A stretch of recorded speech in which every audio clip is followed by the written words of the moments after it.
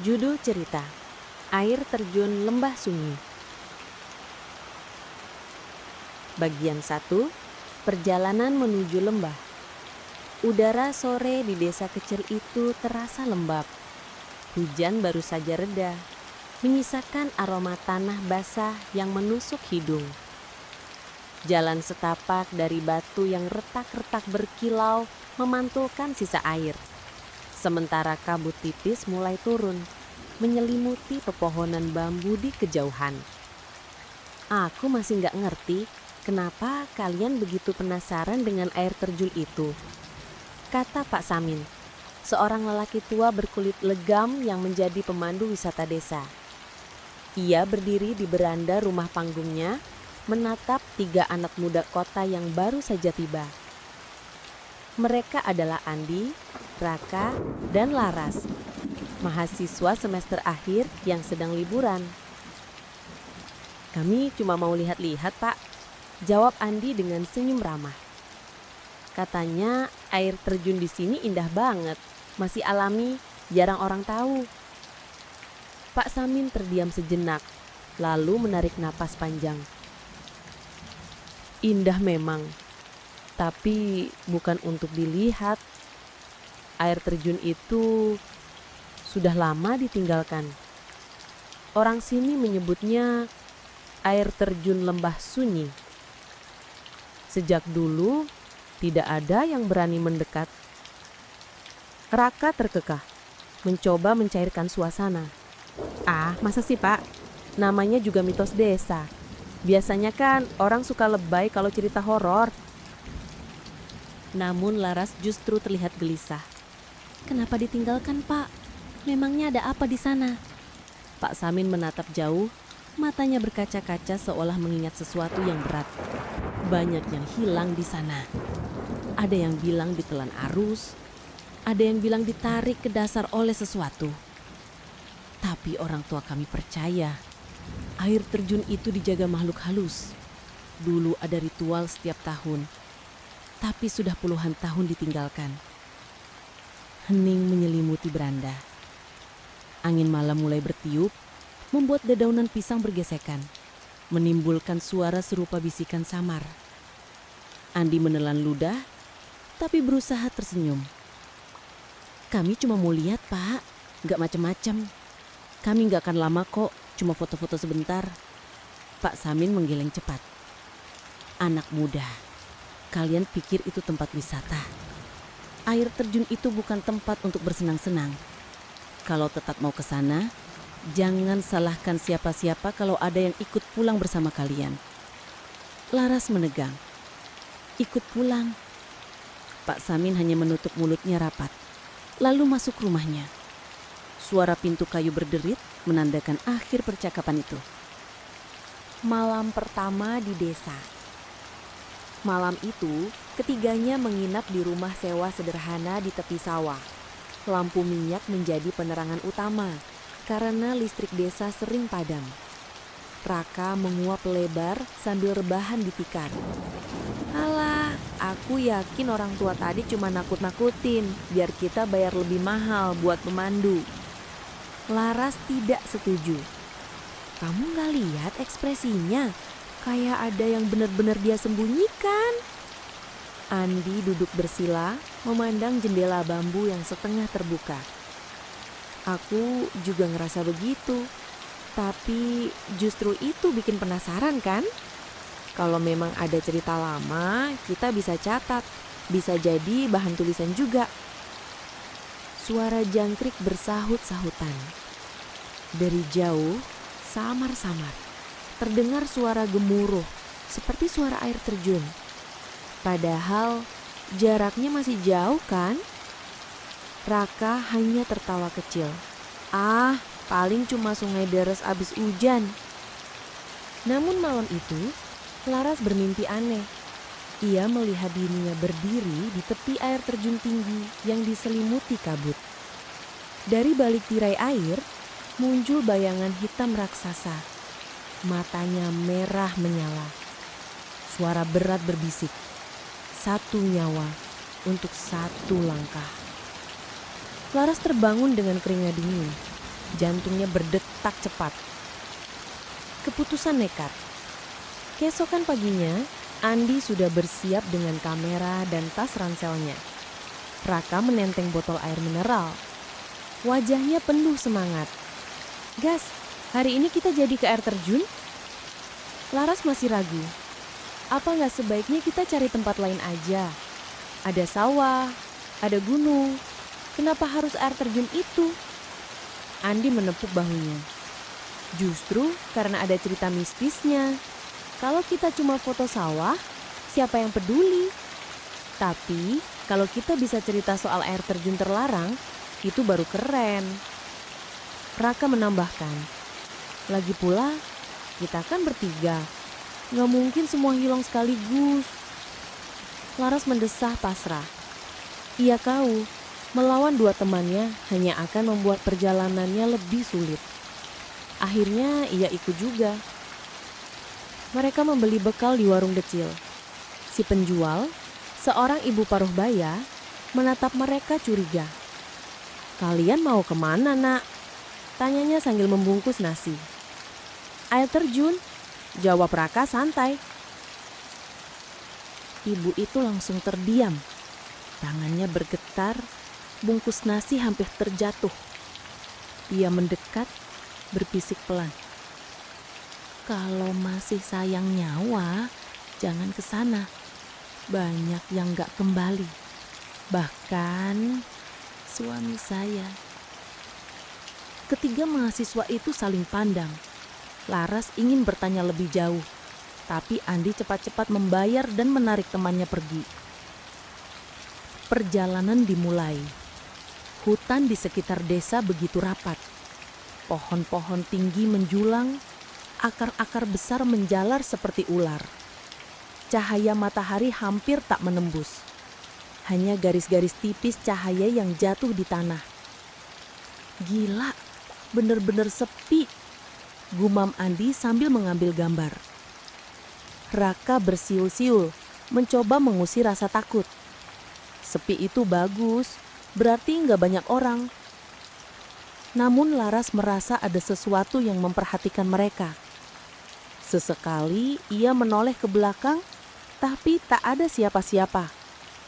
Setelah 2 jam berjalan, mereka tiba di sebuah jembatan kayu tua yang melintasi sungai kecil. Kayunya rapuh, berlumut dan bergoyang ketika diinjak. Laras melangkah pelan, memegang erat tali tambang di sisi jembatan. Saat itu, ia mendengar suara tawa kecil di telinganya. Padahal, tidak ada orang di dekatnya. "Hei, siapa yang ketawa barusan?" serunya. Andi dan Raka menoleh, bingung. "Gak ada yang ketawa," jawab Raka. Laras pucat. Ia yakin mendengar suara anak kecil, lirih namun jelas. Tanda-tanda pertama. Semakin jauh mereka masuk, semakin banyak keanehan terjadi. Di sebuah persimpangan jalan setapak, mereka menemukan sebuah pohon besar dengan kain putih tergantung di cabangnya. Kain itu kotor, berlumuran lumpur, tapi bergerak sendiri. Padahal angin tak bertiup. "Bendera kah?" tanya Raka. Laras memandang tajam. "Itu bukan bendera." Ketika mereka mendekat, kain itu ternyata adalah kain kafan. Sobek di beberapa bagian, dan di bawahnya ada gundukan tanah kecil seolah kuburan. Andi buru-buru menarik kamera, tapi layar kamera tiba-tiba berwarna hitam. Ia coba nyalakan ulang, tapi kamera mati total. "Baterainya penuh tadi pagi," gumamnya panik. Mereka bertiga terdiam. Hutan mendadak terasa lebih dingin. Menjelang air terjun. Setelah perjalanan panjang, suara gemuruh mulai terdengar. Kali ini bukan halus, tapi keras, memenuhi udara. Daun-daun bergetar, burung-burung terbang panik. "Itu dia!" seru Raka penuh semangat. Namun Laras semakin pucat. Suara gemuruh itu sama persis dengan yang ia dengar di mimpinya. Akhirnya mereka berdiri di tepi tebing. Dari kejauhan, air terjun menjulang tinggi, jatuh deras ke dasar lembah yang diselimuti kabut putih. Sungguh indah, tapi juga mengerikan. Suasana sunyi sekali, padahal biasanya tempat seperti itu dipenuhi suara burung dan serangga. Andi menatapnya dengan mata berbinar. Kita berhasil. Besok dunia akan tahu ada surga tersembunyi di sini. Laras hanya berbisik lirih, hampir tak terdengar. Bukan surga, ini pintu neraka. Bagian 2. Jejak di hutan. Pagi berikutnya mereka sudah bersiap. Kabut tipis masih menggantung di atas pepohonan ketika Arga, Dini, Raka dan Nisa meninggalkan rumah kayu milik Pak Tarto. Udara begitu lembab. Tanah masih basah sisa hujan malam. Burung hutan terdengar samar. Tapi anehnya, semakin dalam mereka melangkah, kicau itu makin jarang. Seakan-akan ada batas tertentu di mana kehidupan memilih untuk tidak lewat. Kenapa makin lama makin sepi ya? Gumam Nisa sambil menoleh kanan kiri. Dini menarik lengannya, mencoba menenangkan. Mungkin karena kita udah masuk hutan dalam, burung lebih suka di pinggir. Tapi Arga tidak bisa mengabaikan rasa merinding yang sejak tadi menjelari tengkuknya. Daun-daun basah bergesekan pelan. Angin membawa bau lumpur yang aneh, seperti bercampur bau besi karat. Raka, yang biasanya paling berani, justru terlihat paling resah. Dia berhenti mendadak, menunduk. Kalian lihat ini enggak? Di tanah ada bekas jejak kaki. Tapi anehnya bentuknya tidak wajar. Panjang, jari-jarinya kurus, dan di ujung ada bekas cekungan kecil, seperti kuku runcing yang menusuk lumpur. Bukan jejak manusia, bisik Nisa. Suaranya tercekat. Paling babi hutan atau kera, jawab Dini cepat. Meski matanya jelas tidak percaya dengan ucapannya sendiri. Arga jongkok, meneliti lebih dekat. Jejak itu masih basah, baru saja dibuat.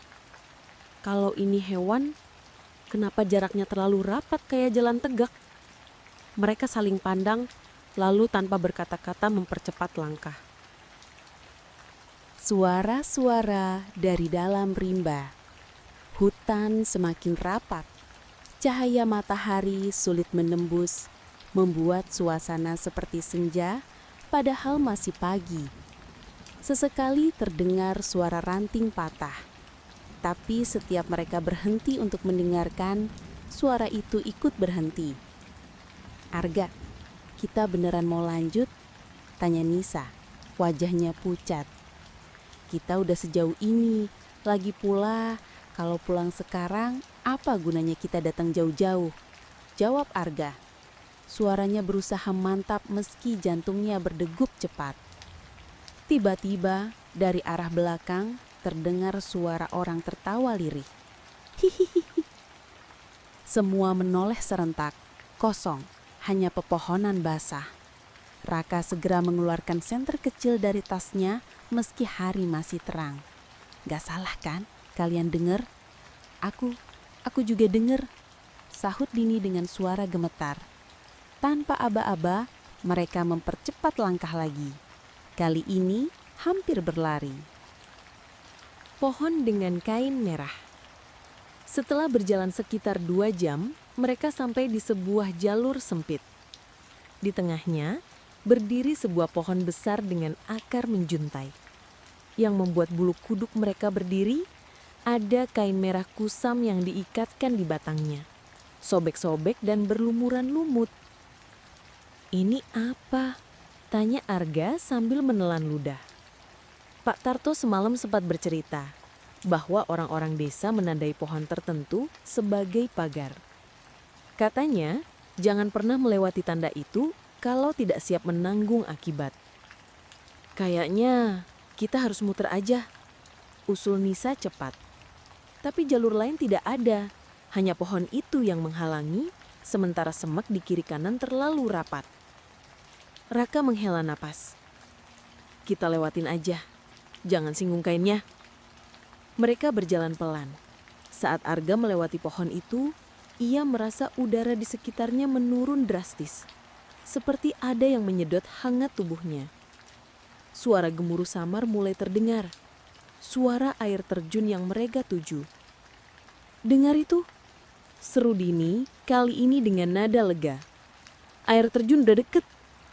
Namun kelegaan itu hanya sebentar. Karena dari arah kain merah, tiba-tiba terdengar bisikan lirih.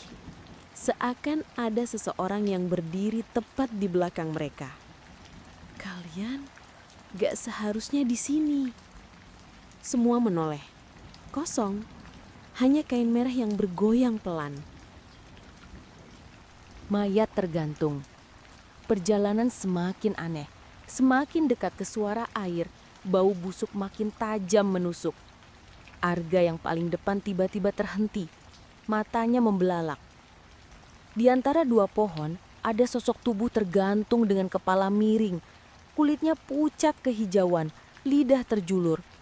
Pakaiannya compang-camping, jelas sudah lama tergantung di sana. Dini langsung menjerit menutup wajahnya. Nisa hampir jatuh saking syoknya. "Ya Tuhan, itu orang beneran apa?" Raka tak sanggup menyelesaikan kalimatnya. Arga maju perlahan, menahan nafas. Ketika ia mengangkat senter untuk memastikan, tubuh itu menghilang seketika. Tali masih tergantung, berayun pelan. Tapi mayatnya lenyap. "Gue gak gila kan? Kalian semua lihat tadi?" Arga mundur terburu-buru. "Kita lihat," jawab Raka singkat. Wajahnya pucat pasi. Mereka tidak bicara lagi setelah itu. Hanya langkah kaki terburu-buru menembus hutan, mengikuti suara gemuruh air yang makin jelas.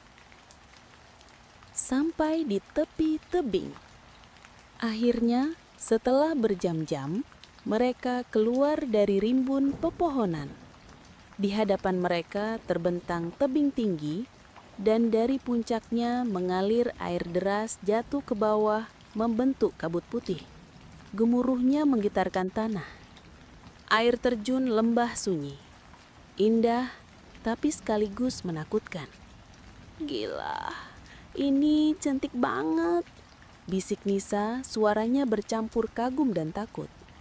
Namun Arga tidak bisa mengabaikan satu hal. Di antara tirai air, ia melihat bayangan hitam berdiri tegak, seolah seseorang mengawasi dari balik air.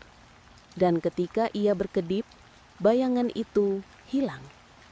"Tempat ini," Raka berbisik lirih, "nggak cuma indah. Tempat ini hidup." Angin bertiup kencang, membawa butiran air. Suhu mendadak turun, dan entah dari mana terdengar suara nyanyian perempuan. Lirih, mendayu, bercampur dengan gemuruh air.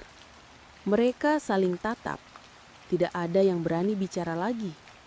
Perjalanan mereka baru saja dimulai. Bagian 3. Misteri di balik gemuruh. Air terjun itu menjulang tinggi, sekitar 50 meter dengan aliran air deras jatuh menghantam bebatuan besar di bawah. Kabut putih terus melayang di udara, membuat pandangan kadang buram, seperti mimpi yang samar. 4 anak muda itu berdiri terdiam, terpaku sekaligus gentar. Arga melangkah paling dekat ke tepi tebing, matanya terpaku ke pusaran air di bawah. Hatinya berdegup tak karuan. Tempat ini seolah bukan sekadar air terjun. "Arga, jangan terlalu dekat," seru Dini, menarik tasnya. "Batu licin, nanti jatuh." Arga mundur sedikit, tapi tatapannya masih terpaku. Dalam sorot matanya, ia yakin sempat melihat sesuatu bergerak di bawah permukaan air. Bukan ikan, bukan arus, tapi bentuk hitam menyerupai manusia yang menatap ke atas. Raka memecah keheningan. "Kita harus bikin tenda di sini. Hari udah sore. Nggak mungkin balik lewat hutan malam-malam." Nisa memprotes. "Gila, di sini? Kamu nggak lihat tadi ada bayangan?" "Terserah kalian mau percaya apa enggak," jawab Raka ketus. "Kalau kita balik sekarang bisa nyasar. Besok pagi kita keluar." Mau tidak mau, yang lain setuju. Mereka mulai mendirikan tenda sederhana beberapa meter dari tepi air terjun. Saat tangan mereka sibuk dengan tali dan pasak, suara itu datang lagi, lirih seperti nyanyian perempuan. Nyanyian yang memanggil. Nisa berhenti mengetuk pasak. Kalian dengar gak? Dini terdiam menajamkan telinga. Suaranya jelas. La la la. Seperti melodi kuno, mendayu seolah berasal dari balik tirai air. Arga menelan ludah. Itu bukan suara burung atau serangga. Itu kayak orang nyanyi. Raka mencoba menertawakan. Mungkin cuma gema air, otak kita aja yang main. Tapi tawa itu hambar, tidak ada yang benar-benar percaya. Semakin lama, suara itu makin dekat. Seakan-akan ada seseorang yang berjalan mendekati mereka di balik air deras. Kalau benar ada orang di sana, kenapa nggak muncul aja sekalian? Gumam Dini. Mendadak dari sela tirai air, sesosok bayangan tipis muncul. Wujudnya samar, tapi jelas menyerupai seorang perempuan berambut panjang, putih pucat, berdiri diam menatap mereka. Nisa menjerit histeris dan mundur sampai terjatuh. Jejak basah di tanah. Raka segera menyalakan senter, mengarahkan ke arah bayangan itu. Kosong. Hanya air jatuh deras, kabut, dan bebatuan licin. Jangan-jangan cuma mata kita, ucap Raka tergagap. Tapi saat mereka kembali ke tenda, Nisa menunjuk ke tanah dengan wajah membeku. Itu, apa? Tanah basah penuh jejak kaki, telapak kecil telanjang basah, menempel jelas, berjalan dari arah air terjun ke tenda mereka. Arga mendekat, berjongkok. Jejak itu bukan hanya satu, tapi banyak. Seakan ada beberapa orang berjalan mondar-mandir di sekitar mereka saat tadi sibuk mendirikan tenda. Padahal kita nggak lihat siapa-siapa, bisik Dini. Disa sudah menangis kecil. Aku nggak mau di sini, kita balik aja tolong. Arga mencoba menenangkan. Besok pagi kita pulang, malam ini kita harus bertahan. Malam pertama di air terjun. Mereka akhirnya menyalakan api unggun. Cahaya oranye menari di wajah pucat masing-masing. Sementara suara gemuruh air terjun seperti tidak pernah berhenti menekan telinga mereka. Makanan ringan dikeluarkan. Mereka makan dengan canggung, hampir tanpa bicara. Hanya suara kayu terbakar dan air deras yang terdengar. Tiba-tiba, terdengar suara tawa anak kecil dari balik pepohonan. Hei, kalian dengar?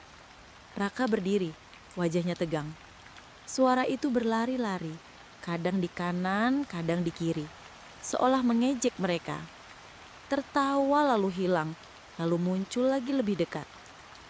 Ini gak benar, bisik Dini memeluk lutut. Arga menggenggam batu besar, bersiap kalau ada sesuatu mendekat. Siap-siap aja, jangan ada yang pisah. Kabut malam semakin tebal. Api unggun berkelip-kelip, hampir padam tertiup angin. Dan dari tepi air terjun, samar-samar mereka melihat sosok perempuan yang sama tadi. Berdiri diam, rambut panjang menutupi wajah. Bajunya basah menetes, tangannya terkulai. Ia tidak bergerak, hanya menatap. Ya Tuhan, Nisa menutup mulutnya dengan tangan. Tiba-tiba sosok itu menghilang. Tapi sejurus kemudian, air di sekitar kaki mereka basah, seolah ada yang berjalan di tengah-tengah lingkaran api. Api unggun berdesis, mengecil, seakan ada sesuatu yang berusaha memadamkannya. Korban pertama. Sekitar tengah malam, rasa kantuk mulai menyerang. Mereka bergantian jaga. Raka yang pertama mengambil giliran. Arga, Dini, dan Nisa mencoba tidur di dalam tenda. Suasana begitu mencekam. Raka duduk di samping api unggun, menatap gelap hutan. Suara gemuruh air menjadi latar. Tapi di sela-selanya, ia mendengar bisikan lirih. Raka. Raka. Ia menoleh. Tidak ada siapa-siapa. Bisikan itu makin jelas. seperti suara perempuan memanggil lembut. "Raka, kesini." Ia berdiri, tubuhnya seperti ditarik tanpa sadar. Kakinya melangkah ke arah air terjun. Di balik tirai air, ia melihat sosok perempuan berambut panjang. Wajahnya pucat bersinar samar. Senyum tipis di bibirnya. "Sini, aku tunggu." Mata Raka kosong. Ia menurunkan senter, berjalan semakin dekat ke tepi. Tiba-tiba, Dini terbangun karena mendengar langkah. "Raka!" Ia keluar tenda, melihat sahabatnya hampir mencapai tebing. "Hei, mau kemana?" Raka tidak menjawab. Dini berlari, menarik lengannya. Tapi ketika ia menyentuh, tubuh Raka dingin seperti es. Seketika, air di tepi tebing meledak deras. Sesuatu yang gelap melesat keluar, menarik tubuh Raka ke dalam pusaran air. "Raka! Raka!" teriak Dini histeris. Arga dan Nisa keluar tenda, berlari panik. Mereka hanya sempat melihat Raka terjatuh, tubuhnya tertelan derasnya air terjun, lalu menghilang ke dalam pusaran. Suara gemuruh semakin keras, dan di balik tirai air, sosok perempuan pucat itu tersenyum. Bagian 4. Rahasia di balik tirai air. Suasana hening setelah Raka ditelan air terasa mencekik. Hanya suara deras air terjun yang membahana, seolah menertawakan ketiga anak muda yang kini gemetar. "Raka, dia!" Dini tercekat, wajahnya pucat pasi.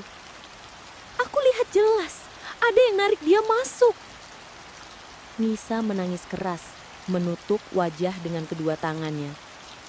"Aku udah bilang dari tadi, tempat ini nggak benar. Kita harus pergi sekarang juga." Arga berusaha tetap tenang, meski tubuhnya sendiri menggigil. Kalau kita kabur sekarang, kita bisa nyasar di hutan. Jalan setapak tadi aja hampir nggak kelihatan. Kita harus tunggu sampai pagi. "Tunggu? Dini menatap tajam.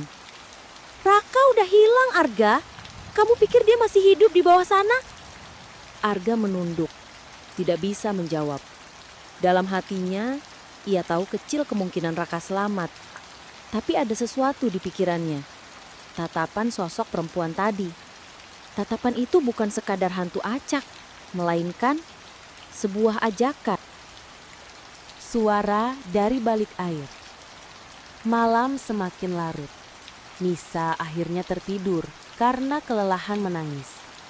Dini duduk, menatap api unggun yang mulai meredup. Matanya sembab. Arga tidak bisa tidur. Ia menatap derasnya air terjun dengan penuh tanda tanya. Apa yang sebenarnya ada di balik sana? Kenapa makhluk itu menampakkan diri pada kita? Saat ia melamun, suara itu datang lagi. Kali ini bukan nyanyian, tapi lirih, seolah berbisik langsung di telinganya. "Arga, datanglah. Dia menunggumu." Arga terlonjak, menoleh. Tidak ada siapapun. Tapi sorot matanya kini tertarik penuh ke tirai air terjun. Tanpa sadar, ia berdiri. Dini cepat-cepat menarik lengannya.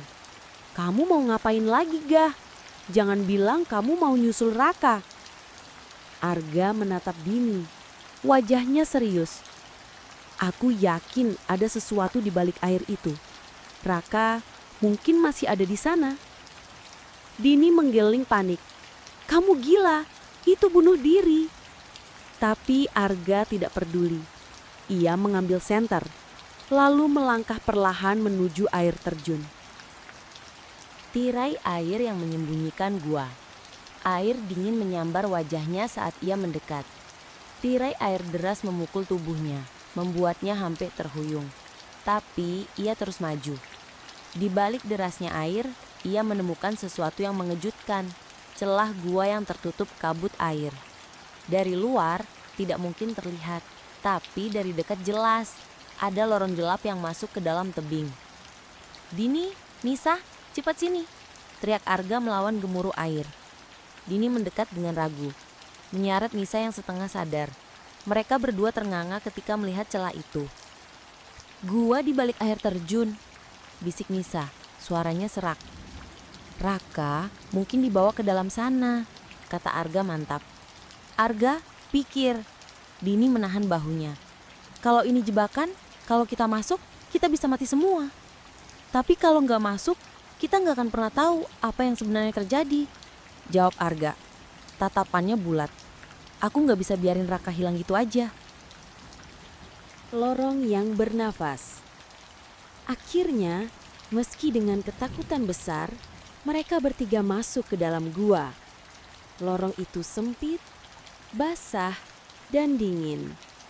Senter mereka memantul di dinding batu yang lembab. Namun semakin jauh mereka melangkah, Arga mulai merasa ada sesuatu yang aneh. Dinding gua itu seperti berdenyut. Sesekali terdengar bunyi lirih seperti napas. "Dengar nggak?" bisik Dini sambil merapat pada Arga.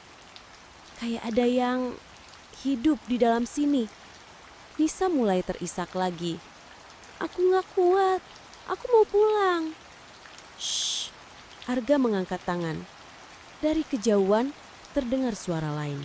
Suara langkah kaki basah berlari-lari kecil. Cahaya senter diarahkan, tapi lorong kosong. Namun suara itu terus terdengar, kadang di depan, kadang di belakang mereka.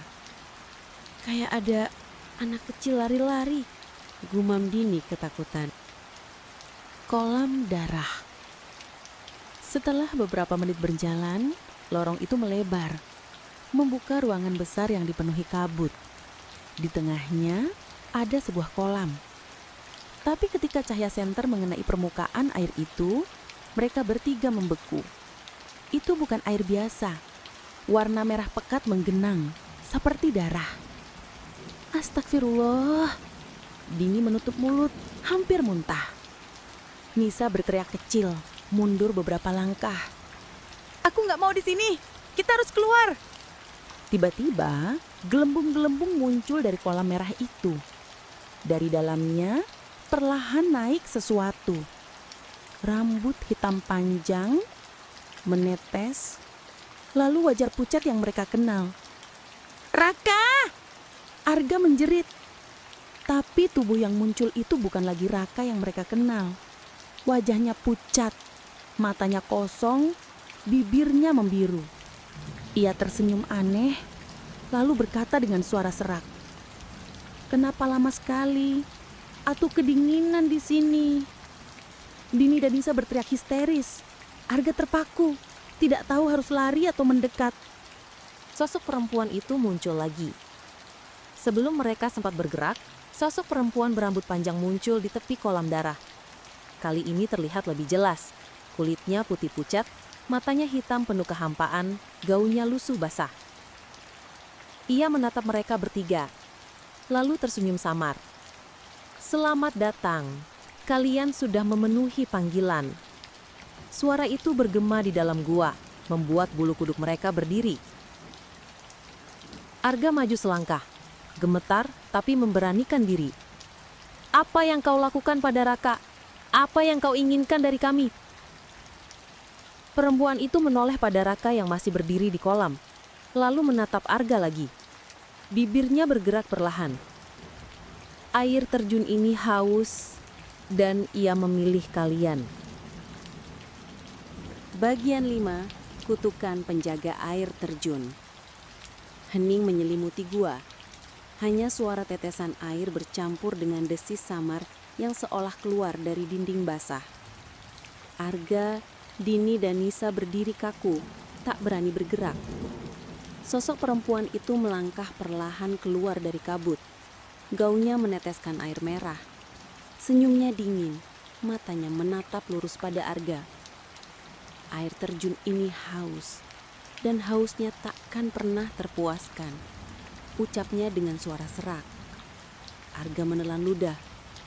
"Siapa kau? Kenapa kau lakukan ini?" Perempuan itu menghela napas, suaranya berubah lirih, seolah bercerita. Legenda yang terungkap. Dulu, ia mulai suaranya menggema lembut. Desa di bawah sana pernah mengorbankan seorang perempuan. Mereka menyebutnya persembahan. Setiap 100 tahun, satu gadis harus dilemparkan ke air terjun ini agar desa mereka subur dan panen tak gagal. Dini menutup mulut dengan tangan, matanya melebar. Astaga! Dan aku, perempuan itu menatap kosong ke arah kolam darah. Adalah gadis itu. Mereka menyeretku, mengikat tanganku, dan melempar tubuhku ke pusaran.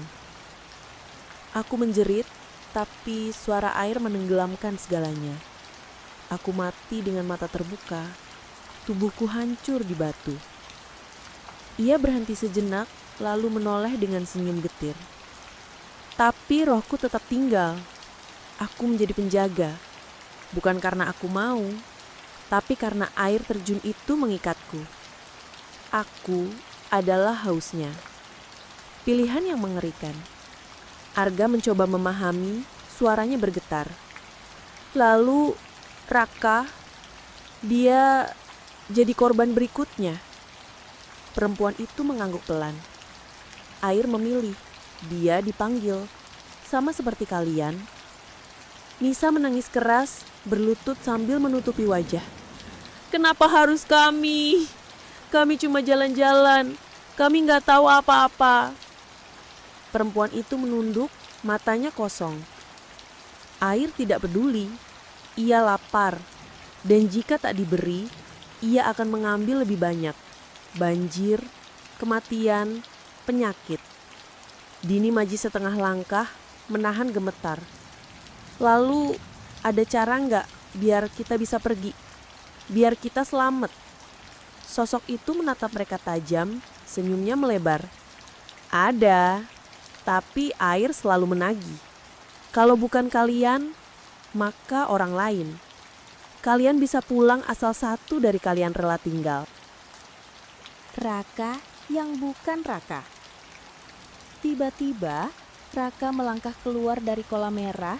Tubuhnya basah kuyup, wajahnya pucat, tapi matanya kosong seperti boneka. Ia berjalan kaku ke arah teman-temannya. Kenapa kalian gak ikut? Suaranya pelan tapi seram, seperti bergema dari dalam gua. Di sini hangat, aku gak sendirian lagi. Nisa berteriak, mundur sambil histeris. Itu bukan Raka, itu bukan dia. Arga menahan Dini yang ingin maju. Jangan dekat-dekat, dia udah bukan manusia lagi. Raka menyeringai, memperlihatkan gigi yang berdarah. Lalu ia menjatuhkan kepalanya ke samping seperti boneka rusak dan bergumam. Kalau kalian sayang aku, tinggal di sini, temenin aku selamanya. Ketegangan memuncak. Arga menoleh ke Dini dan Nisa. Kita nggak bisa pilih salah satu buat tinggal. Kita harus cari jalan keluar lain. Dini berbisik panik. Kamu dengar sendiri gak? Dia bilang kita bisa bebas kalau satu dari kita tinggal. Kalau enggak, kita semua bisa mati di sini. Nisa menangis makin keras, suaranya parau. Aku nggak mau mati. Aku nggak mau ikut Raka. Perempuan itu kembali bicara. Suaranya kini terdengar tegas. Air tak menunggu lama. Jika kalian menolak, kalian semua akan ditelan. Gua bergetar pelan. Tetesan air di dinding berubah jadi aliran kecil seperti darah merembes. Suara gemuruh air terjun terdengar semakin keras, seperti peringatan. Arga menggenggam senter erat. Jantungnya berpacu. Harus ada cara lain. Harus ada.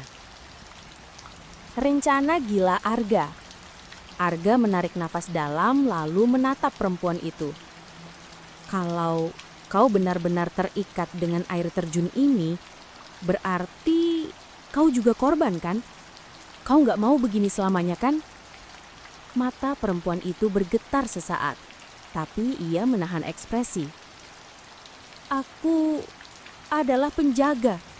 Aku tidak punya pilihan. Arga maju satu langkah, suaranya tegas meski tubuhnya gemetar.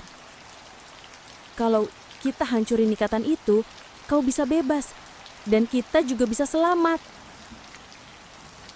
Dini menoleh, kaget. Gak, kamu ngomong apa? Gimana caranya?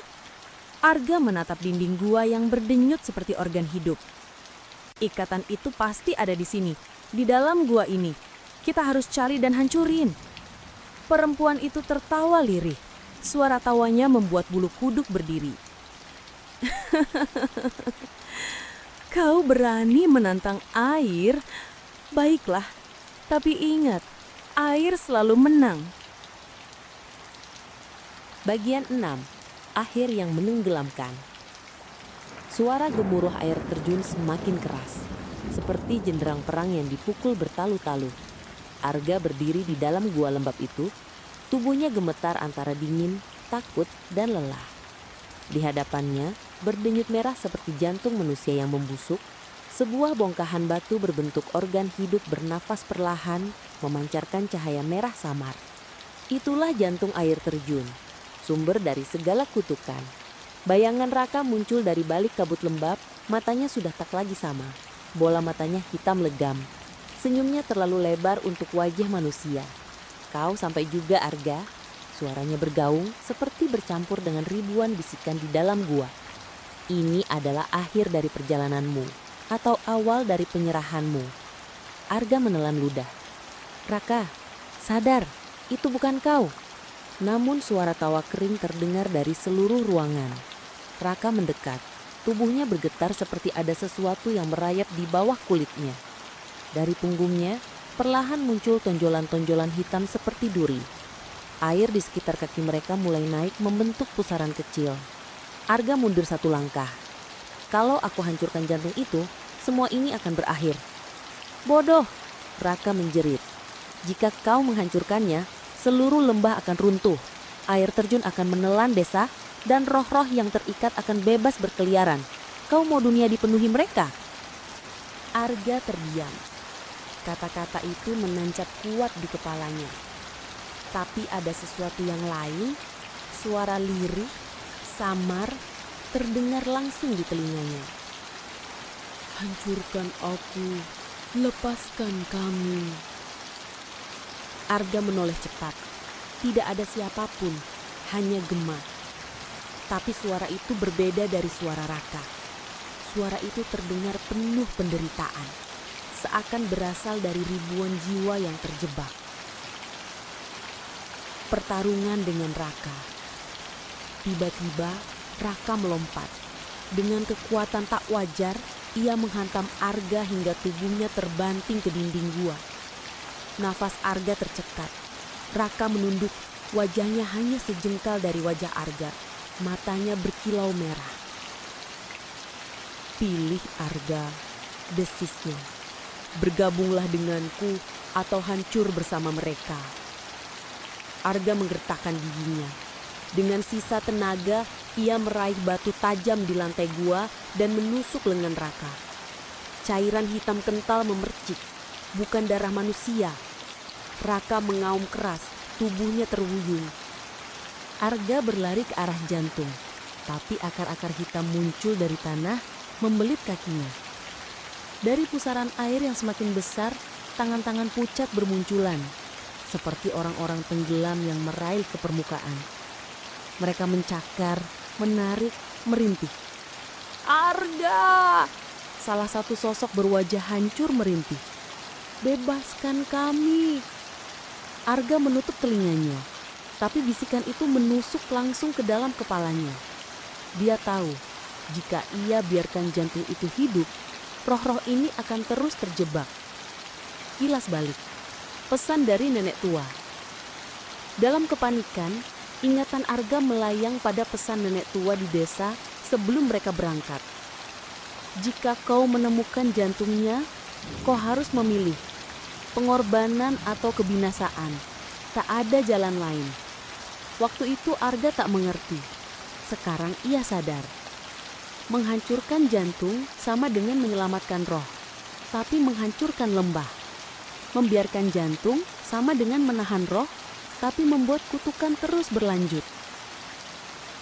Pilihan yang tak terelakkan.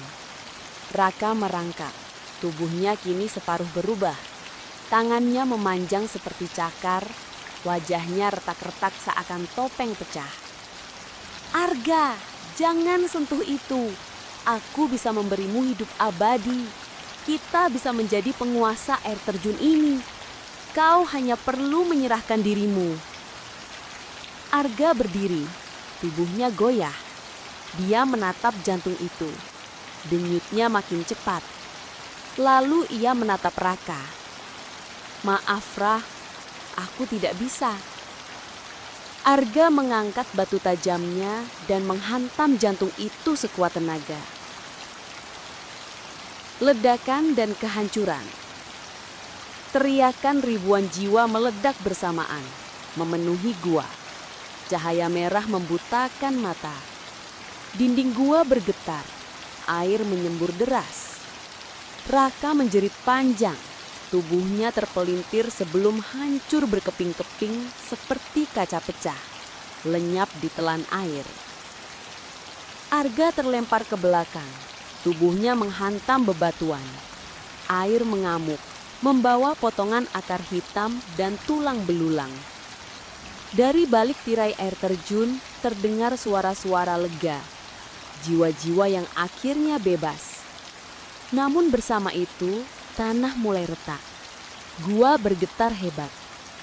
Arga terseret arus, tubuhnya terbawa keluar gua. Ia terhantam ke kolam besar di bawah air terjun. Desa dalam bahaya.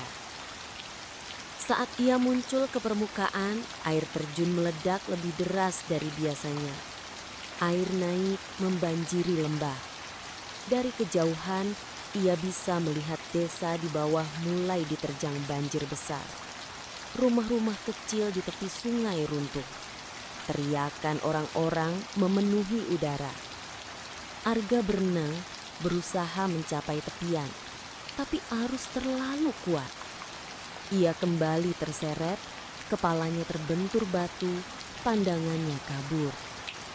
Di tengah kesadarannya yang memudar, ia melihat sosok samar di tepi air. Nenek tua itu berdiri dengan tongkatnya, menatapnya dengan tatapan kosong. Pengorbanan telah dipilih. Suaranya menggema, lalu hilang. Akhir terbuka. Arga tenggelam, gelap, sunyi. Saat ia membuka mata, ia tidak lagi berada di air. Ia berdiri di tepi air terjun, tapi langit merah darah, pepohonan kering, dan suara jeritan samar terdengar di kejauhan. Air terjun masih mengalir, tapi kini mengucurkan air berwarna hitam. Di sampingnya, ada bayangan samar menyerupai Raka, tersenyum tanpa wajah. Selamat datang Arga, kau akhirnya menjadi bagian dari kami. Arga ingin menjerit, tapi suaranya tak keluar. Air terjun itu terus mengalir. Misterinya tak pernah benar-benar berakhir. Tamat.